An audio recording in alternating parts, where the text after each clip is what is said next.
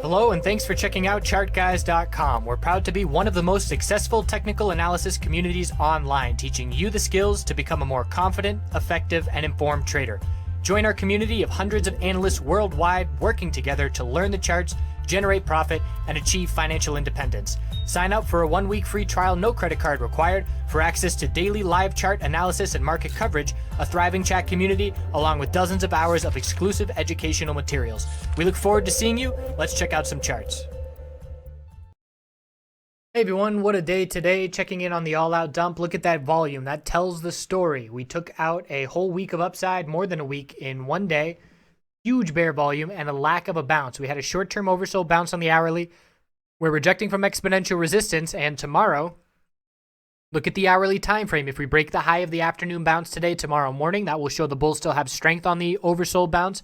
If we break the low of today, tomorrow, that's a big red flag that the bears still have complete control. Money is leaving the tech sector, and it's going to the financial sector and other places. Support is 62.70. We bounced 14 cents above that level. If we break that level, we're looking at 62.51 and 61.88 after that. So bears in control in the short term, tons of volume, and it's all about the hourly time frame and the ranges established from the low of the day and the high of the bounce.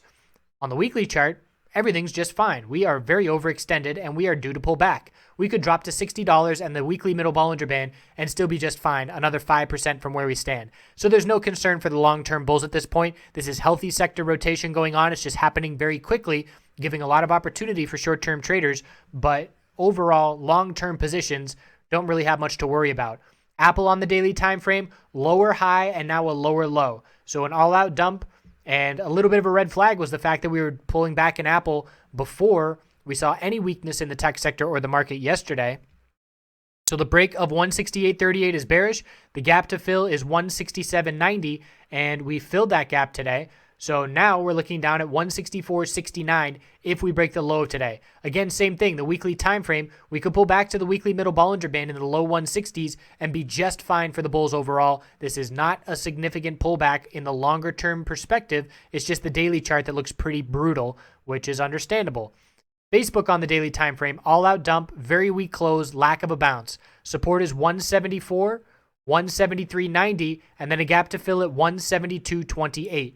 We have lost the higher low pattern on the daily. The weekly time frame, middle Bollinger Band support is approaching 172.87.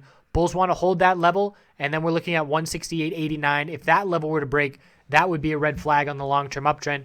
Bulls don't have as much wiggle room on Facebook weekly chart as a lot of these other tech sector names do, so it's worth noting that we rejected from the exponential, I should say the upper Bollinger Band resistance, and now we're up to the middle Bollinger Band support, and if we lose that level for the first time in 2017, it will be notable, just like it was for PCLN and other names that lost it and then saw further downside. So Facebook, key middle Bollinger Band weekly support, gap to fill on the daily, lack of a bounce on both Apple. You can see Apple's lower wick is more significant, but it's all about the hourly time frame. High of the bounce, key resistance, low of the day, key support. We'll see which breaks first tomorrow. I appreciate you watching. We'll see you then.